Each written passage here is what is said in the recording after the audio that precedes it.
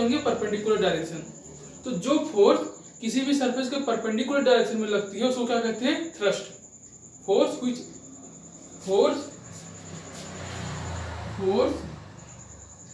ये बेटा चल जाइए, फोर्स व्हिच एक्ट परपेंडिकुलर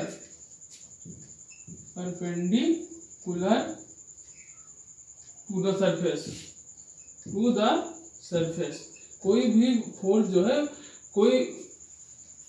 है सरफेस के परपेंडिकुलर एक्ट कर रहा है उसको क्या कहेंगे? थ्रस्ट। थ्रस्ट क्या है फिर से समझ लीजिए।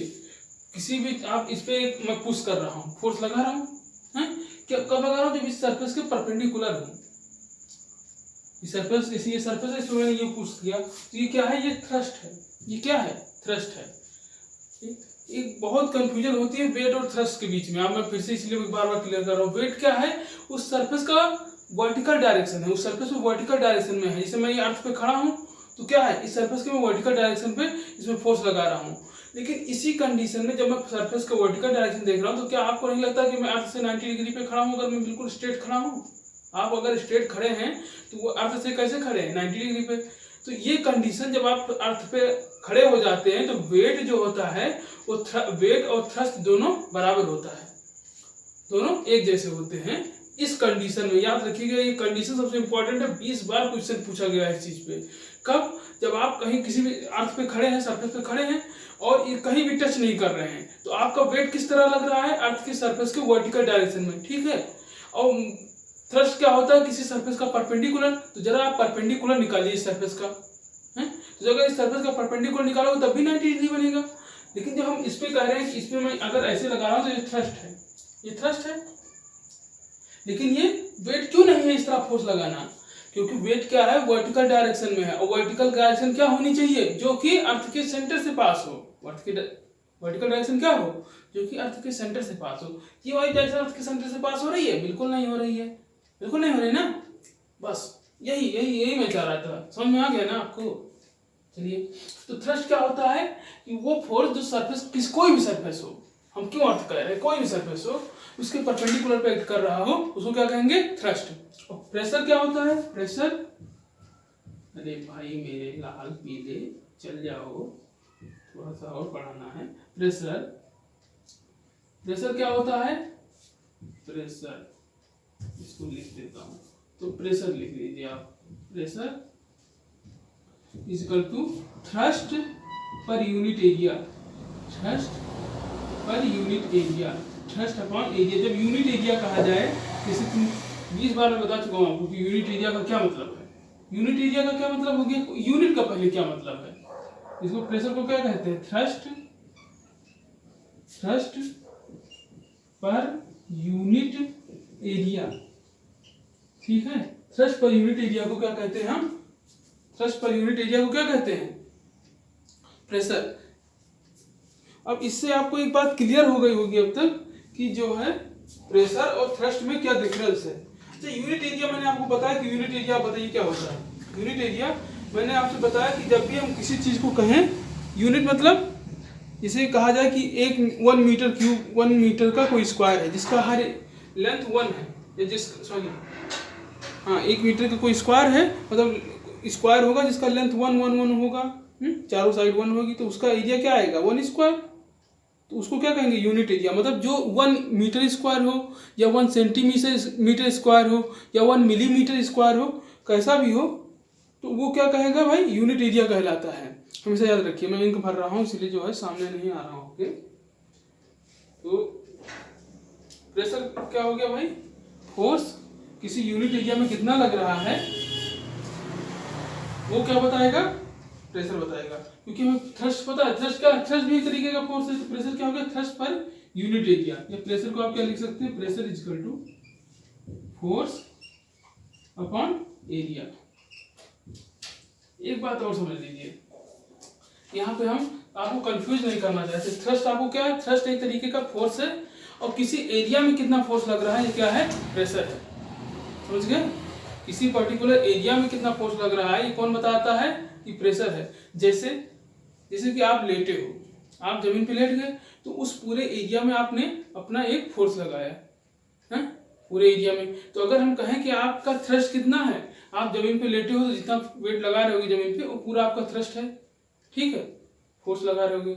लेकिन जब हमसे कहा जाए कि आपका प्रेशर कितना है, तो आप पहले एरिया निकालोगे कि किस एक यूनिट एरिया में आपका कितना फोर्स पड़ रहा है, ये क्या बताएगा, प्रेशर बताएगा। ठीक, आगे बढ़ते हैं। थ्रस्ट क्या होता है भाई?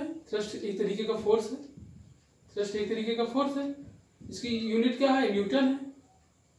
थ्रस्ट की यूनिट क्या है, न्यूटन है। अब प्रेशर पे आते हैं, तो प्रेशर क्या है, फोर्स अपॉन एरिया। तो ये न्यूटन और ये क्या है, इस फोर्स की यूनिट न्यूटन और इसकी यूनिट क्या है, मीटर स्क्वायर।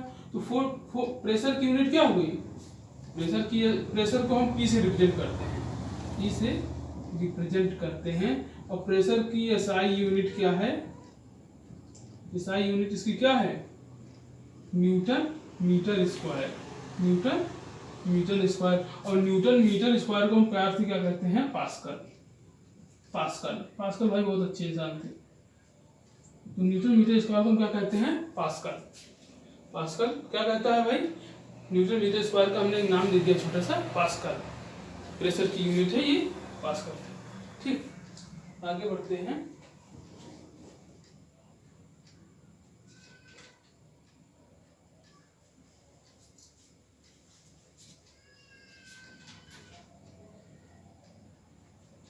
और चलिए आप प्रेशर में थोड़ा सा और समझ लीजिए, क्योंकि कई उदाहरण से प्रेशर कंप्लीट कैसे हो जा रहा है।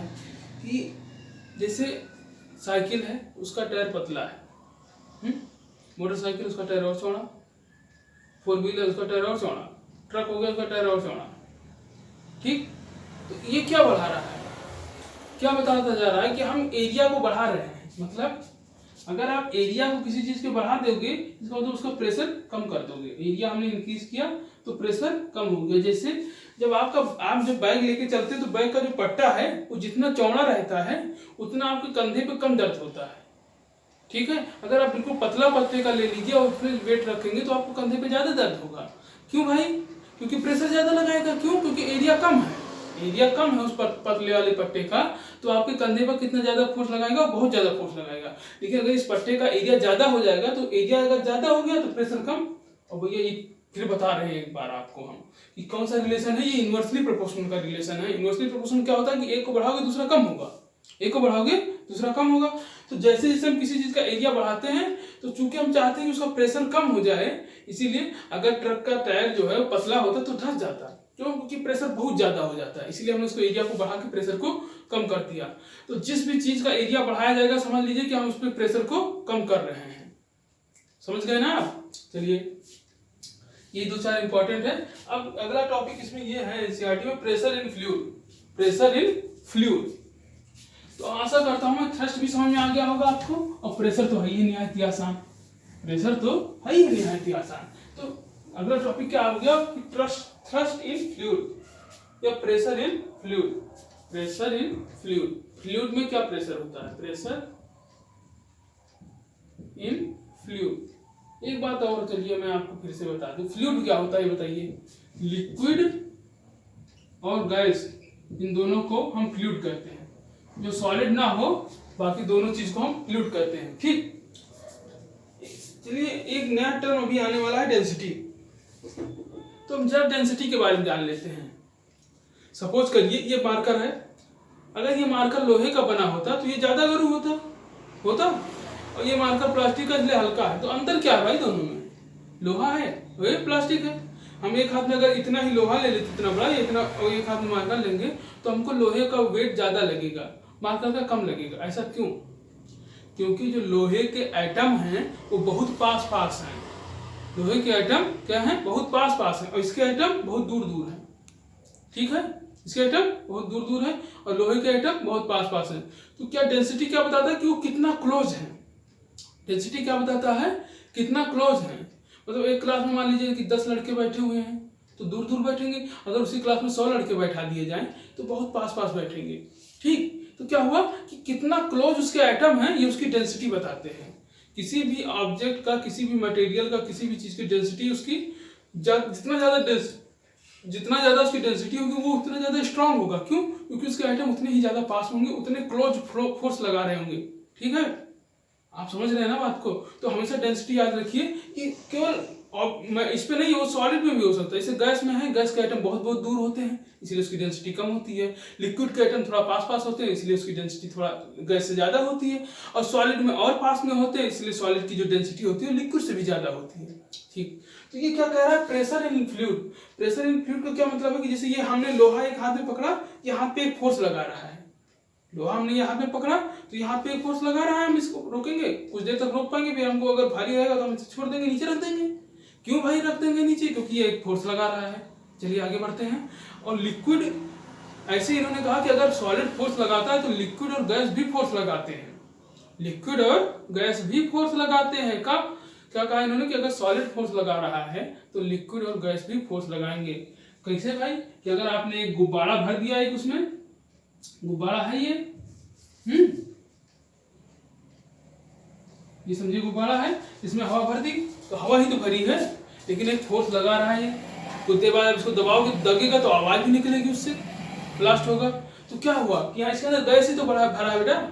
अगर गैस भरा है, गैस इसमें फोर्स लगा रही है, समझ गए ना आप। गैस क्या कर रही है, फोर्स लगा रही है। तो गैस के पास भी एक फोर्स हो गया अपन, इसे सॉलिड के पास है। ऐसे लिक्विड में भी है, लिक्विड में होता है। ठीक, ऐसे क्या होता है, लिक्विड में भी होता है। तो इसका क्या टॉपिक का अभिप्राय होगा, प्रेशर इन लिक्विड, कि जो प्रेशर इन फ्लूइड, कि फ्लूइड जो होते हैं गैस और कौन से क्या होता है, गैस और लिक्विड, ये दोनों जो है एक फोर्स लगाते हैं। दोनों जो है फोर्स लगाते हैं, उसको हम क्या कहते हैं, प्रेशर इन फ्लूइड। जैसे कि पानी में अगर कोई चीज डाल दी जाए तो उसके ऊपर चारों तरफ से, ये लिक्विड है तो इस पे हमने एक कोई ऑब्जेक्ट इसके अंदर डाल दिया तो इसके ऊपर चारों तरफ से फोर्स लगाएगा, लिक्विड चारों तरफ से फोर्स लगाएगा। तो ये क्या कहा गया, फ्लूइड भी प्रेशर फोर्स लगाता है। ठीक, चलिए अगला टॉपिक शुरू करते हैं, निहायत ही आसान है यार। स्वागत है आपका हमारे चैनल पर। इस चैनल पर हम 9th क्लास से लेकर 12th क्लास तक के सभी सब्जेक्ट पढ़ाएंगे और एनसीईआरटी को फॉलो करेंगे।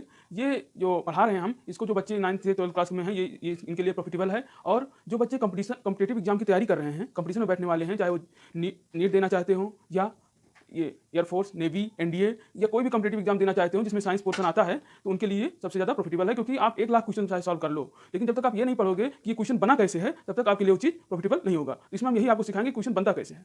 ठीक, थैंक यू।